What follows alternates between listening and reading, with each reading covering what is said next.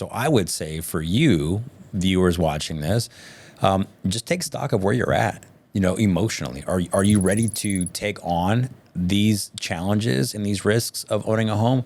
Or are you more inclined to take on the comfort of being in a rental property and having less responsibility? Hey guys, welcome back to Brick by Brick with the Smiths, where we talk about real estate, real life, and everything in between. I'm Leilani. And I'm Jeremy, her dad, realtor extraordinaire, and the voice of reason on this show. Welcome back. The voice of reason is a little debatable, but we're gonna get into this next episode. So today we are talking about one of the debates that we have quite often, and that is renting really throwing money away? Yeah, this is a good one, guys. You're gonna want to stick around. We're gonna talk about renting versus buying. Is it worth it? Is it throwing money away? I'm also going to talk to you guys a little bit about house hacking. You guys may have heard about house hacking. So if you are interested in that, we're going to talk a little bit about that in this episode. And before we go any further, I do want to remind you, hit the subscribe button, hit the bell so you get notifications. Click this link up here. We're going to have a playlist to all of our podcast episodes where you can go check that out as soon as you're done watching this video. And without any further ado, Leilani, what is our first topic here when it comes to renting versus buying? So the first thing that we're going to talk about is the emotional side of renting versus buying. Like, what really pushes people to choose one or the other? Emotional damage. Emotional damage. So tell us a little bit about your first experience or your most memorable experiences renting versus buying. Yeah, so quickly, please. So I rented first and then I bought. Was that quick enough for you? A little too quick. You can make it a little longer. All right, cool. About 3 more words. All right, cool. So there's some similarities between the experience I had and the experiences that I walk people through every day as we're helping people buy homes. And a lot of our clients are first time home buyers. Yeah. So we walk them from the renter life to the homeowner life. And on the emotional side, I can remember, this is a while ago, it's back in 2024. I can remember renting and deciding that it was time to buy and feeling really nervous about the commitment. Unsure, like I didn't know if I was going to be able to really afford this. Yeah. Scared a little bit because I'd never owned a home before. Up to this point, if something went wrong in the house, I called the landlord, right? And now it was about to be all on me. So there was that, but there was also excitement, super excited about the possibility of owning my own home and the pride that comes in home ownership and the pride I would have in myself, having accomplished such a big thing. I was excited about that. And then excitement of knowing that my kids were going to have their own house, like their own rooms, because at the time they were sharing a room. They would have their own rooms. We'd be able to paint the house whatever color we wanted. We had so much flexibility, which we definitely did. And I don't recommend you use the colors that we did. But I was scared, nervous, excited, happy, proud of me, all of it. All the emotions were there. All the emotions. All of them. Yeah. It was fun. That's awesome. Yeah.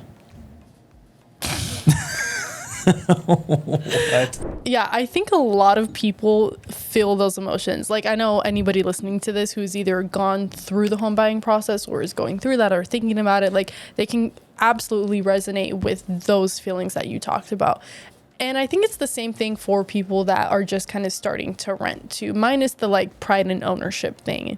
Right. With renting, I think some of the different emotions there are the freedom of flexibility. Right. Not having to be locked down, not having to have a commitment to something for 30 years or however long you are going to be living in that place for.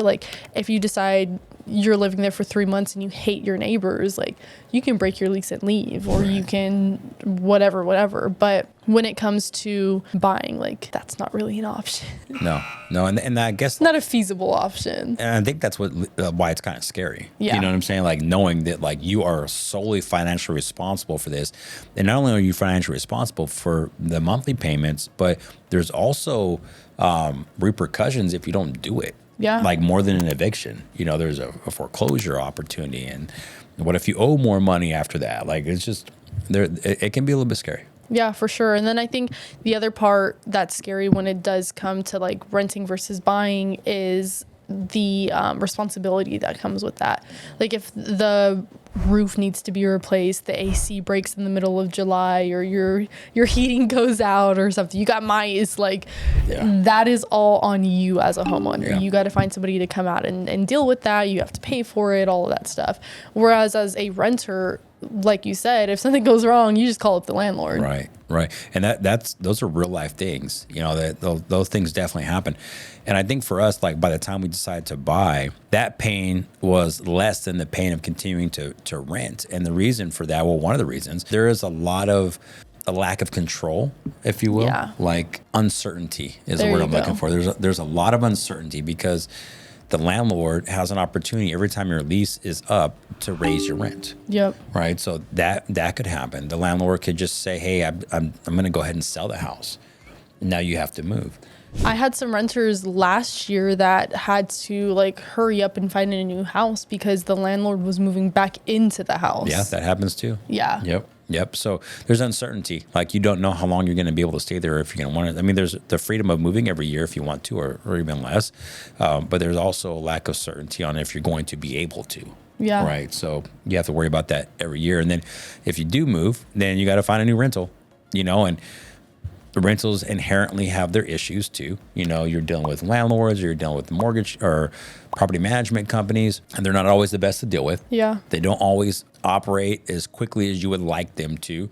In fact, something we learned here in Texas is that AC is not considered an emergency. So if your AC goes out in August when it's 115, that's not necessarily an emergency. Like it is to you and your family. Yeah. But it is not legally, the landlord-tenant laws, it's not an emergency. So Wow. they don't have to drop everything they're doing to make sure that they get your AC back on. Yep. Right. But if it's your house, you're probably going to do that for your own self. Right. So there's definitely pros and cons emotionally to either one. And so I would say for you, viewers watching this, just take stock of where you're at, emotionally. Are you ready to take on these challenges and these risks of owning a home? Or are you more inclined to take on the comfort of being in a rental property and having less responsibility? Yeah. And one of the last things that I want to add before we move on from that is you talked about community, basically. Like, I know I mentioned if you hate your community, you want your neighbors and you want to leave or whatever. But I know like when you guys bought our first home out in Hesperia, our freaking street, like our cul-de-sac, we loved it. There was kids everywhere and like from all ages, and no matter what time of day, like there was people outside playing. We would have block parties and it was great. And when you're in a rental and you find a good community like that, like the odds of you having to leave that, or your kids make really good friends and then you have to leave the street or something like that, like and that was really one of the buying decisions, is because we wanted stability for our family. Now, we didn't want to have to be moving around every year, or the possibility or potential to have to do that. So we wanted the kids to grow up in one place. Like, let's find a place, let's stay there for a long time, let them grow up. And that was one of the contributing factors to the decision of, buying a house at the age of 24. So it worked out well because we're still friends with some of those people today. Yeah. Very good friends with them. And then you have the memories of those homes too. Like those are the homes where me personally, like rode my first bike and got shot in the back by an airsoft gun and took our first steps and like all of the different firsts. And when you're renting, again, the possibility of you losing out on like having those memories in a home, if that's important to you. Yeah, absolutely. So definitely emotional. There are emotional aspects to that decision for most people. If you can totally remove the emotions and just look on the investment side, you'll do better. Yeah, you'll like this next portion next. Yeah, you'll like the next portion next. And so let's just get right into that because we are going to talk about the money, and then we're going to talk about some house hacking, and then we're going to do a Q&A. Real quick Q&A. Real quick. So I think, we nailed it when it came to that one, if I do say so myself. But the next thing we want to talk about is a little bit. Wait. Oh, we're that's dabbing. not. No. And bend over, pat yourself on the back. Yeah. good Okay, job. cool. We learned that last week, guys. Yeah. Anyways, well, let's talk numbers. Yes. So in Fort Worth, the 817, okay, Okay. I checked on the MLS last night, and the average 3-bedroom home in the city of Fort Worth, is $2,100. Grand scheme of things, Okay. not terrible. Not bad. Not, and that's not for like an apartment or a duplex. That's for a single family home, $2,100 for a 3-bedroom house. Okay. When I kind of did a little bit of math, very like rough estimate. Okay. Yeah, so don't hold us to these numbers. No, do not. Well, Research for yourself. I did the research for the rental numbers. You can hold me to that. I'll show you facts. But on the mortgage side, when I did a little bit of rough math on that, I think after taxes and insurance, it came out to like $3,400 Okay. for a 3-bedroom, $400,000 house, which is like the average home price. About average, yeah. Yeah. So that's a $1,300 difference. It is. It is.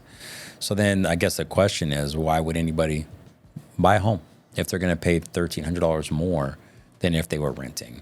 Tell us. And it's a fair question, right? Yeah. It's a very fair question. And when you look at the numbers, it actually, you can justify both ways. So I'm going to justify the home buying part, right? So, and here's what makes sense. When you own a home and you're paying your monthly mortgage payment, there is interest inside that mortgage payment. Your interest is a tax deduction on your federal income tax, right? Yep. And I'm not a CPA, so consult your CPA. But it's a deduction, right? Your rent is 100% interest. Yeah. You get nothing back on that, right? So while you might have a 6.5% interest on your mortgage, you have 100% on your rent. That being said, what's not going towards your interest is going towards your principal on your mortgage loan. That principal, as you make payments, is going lower and lower and lower. So over time, you're going to gain what's called equity. That's the difference between your mortgage balance and market value. Typically, market value goes up every single year. In the last few years, it's been kind of stagnant here in our market. But that happens. It's cyclical. We're getting ready to get out of that where market value is going to go up again. Yeah. So when you own a home, you're paying your mortgage every month the same way you'd be paying your rent. Your mortgage balance is going down. Your equity is going up. Let's just say you stayed in this home for 10 years. If you rented it, you would have paid $210,000 of your money in rent. No tax deduction, no return on that investment. You might as well have been spending on cheeseburgers that you live in. So it's gone. Cheeseburgers that you live in. I guess. I don't know.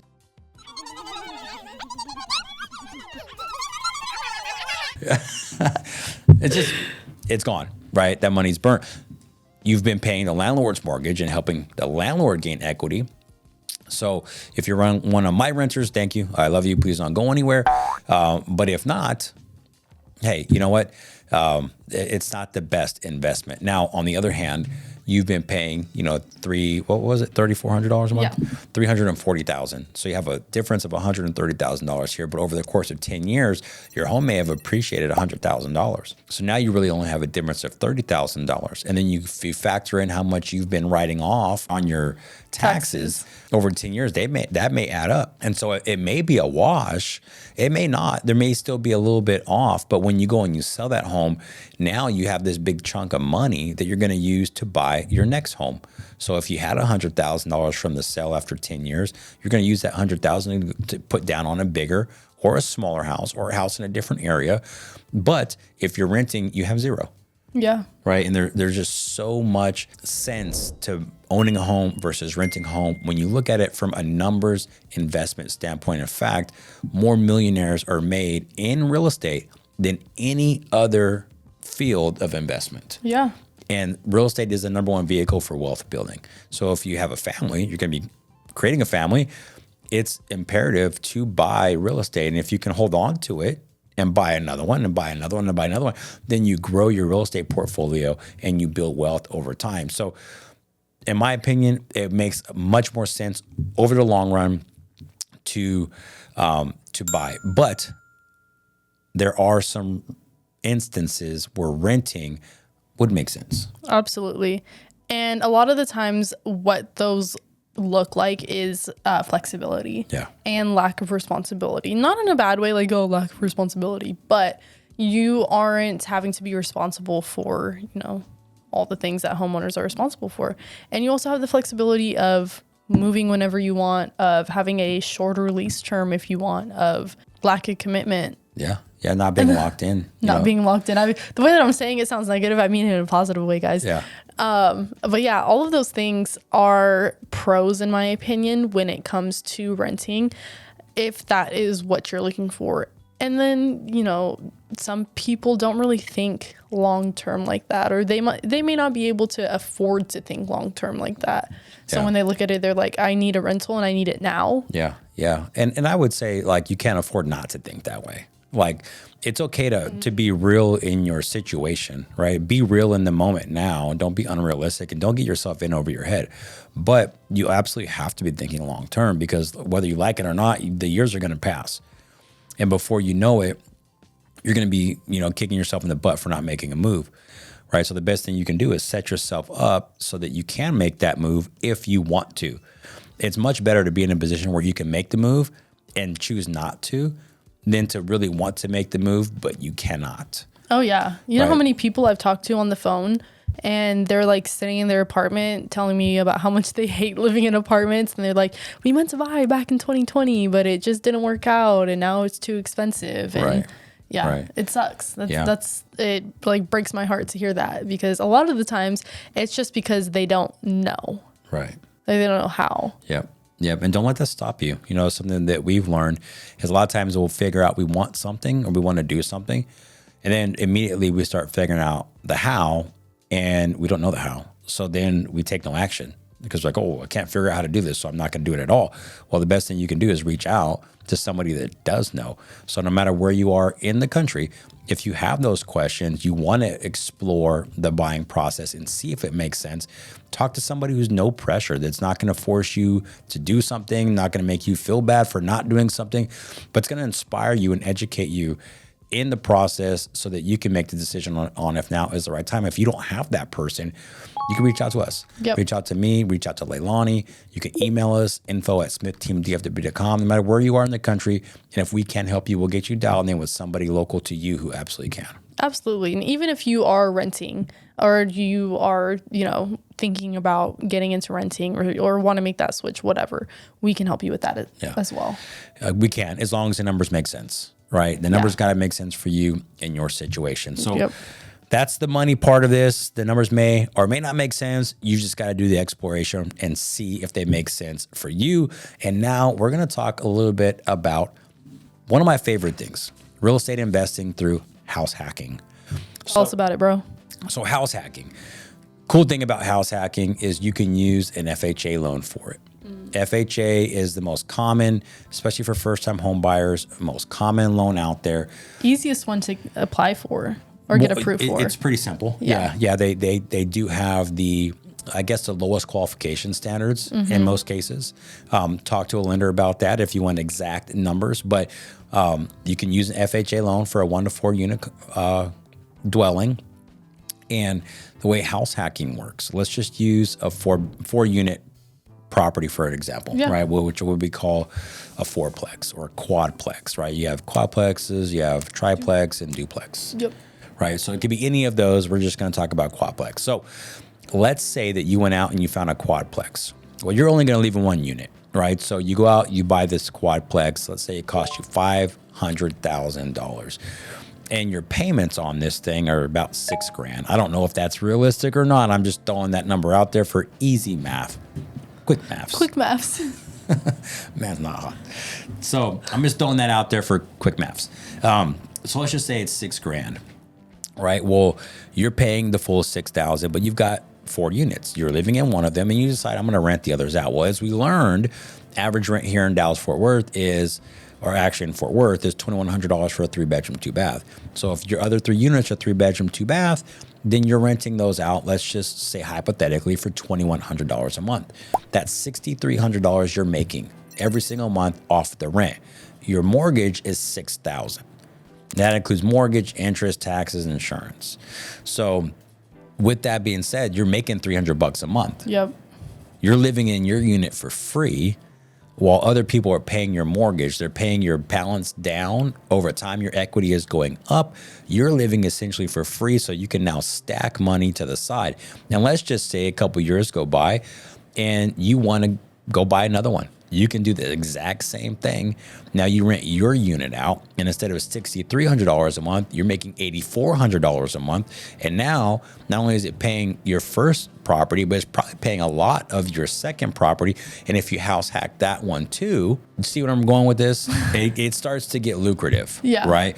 But the caveat to it, FHA is an owner occupied. You can't use that as an investment. You can use it and then buy another one, right, and keep that one on your FHA as an investment, but you can't buy an investment property solely with that loan program. So you do have to move into the next one. So there are some caveats to that. Talk with a mortgage professional on that. But house hacking is a smart way to get into real estate, to become an investor, to buy your first property and minimize your monthly payment. There's risk to it. Any investment has risks. Yep. But what's life if you're not living it on the edge? On the edge. Living on the edge. So that's house hacking. What do you think? I love that idea. Personally, I don't know if I could like live with complete strangers. It'd probably have to be like some of my, like I got 3 friends right now that I'd be like, let's buy a house. But yeah, I think that if that's something that sounds like it, like if it intrigues you or you're like, oh, that's kind of smart, look into it or let us know, and we'd be more than happy to get you some information and see if it would make sense for you. Yeah, especially here in Fort Worth, there's areas where they're building brand new duplexes, 3plexes, and 4plexes. Oh yeah. And man, if I didn't have a family and already live in a house where I like, if I was getting started right now by myself, 100% would do house hacking. Yeah. No doubt. I mean, I don't know. People are creepers. Well, it's just like living in an apartment. You know, it's just like living, and they don't even have to know you're the landlord. Yeah, that's true. They don't. If you do it right, they don't have to know you're the landlord. You do it under an LLC. Yeah, you could do that. I mean, you can use a property management company to vet them and rent out the units. I mean, there's a lot of ways to stay as anonymous as possible with this thing. Yeah. And just go about and do your thing, you know, and let the property management company handle it. And then over the course of like 8-9 years, if you buy 4 or 5 of those things. Easy way to become a millionaire. Quick way. Very, very quick way. Again, risk. There's always risk, but it's worth taking, right? Living on the edge is more fun. Right. Always. Don't be boring. Yeah. So I think the takeaway here off of just emotions, money, and some like some fun investment ideas is that you don't have to do what everybody else is doing. Right. You want to make sure that when you make a choice, whether it's renting, selling, buying, house hacking, whatever, that you make the choice that it makes the most sense for you, for the market that you're in, and that it's something that you're excited about. Yeah, absolutely. And then on top of that, whatever decision you make, be educated on it. Yes. So that you're making the most informed decision. That's the only way you're going to be able to know if it's the right decision, is make sure that you're completely informed about it. And don't be scared to take a little bit of risk. Yes. Everything's risk. Every time you get into your car, you're taking a risk, right? Don't be scared to take risks. Things typically work out as long as you do them full of education. Yep. And don't always trust on ChatGPT. Seek professional help. Seek knowledgeable help from experienced people in the field. Yep, absolutely. Yep. Alrighty, well, we've come down to the last section of today's podcast, and that is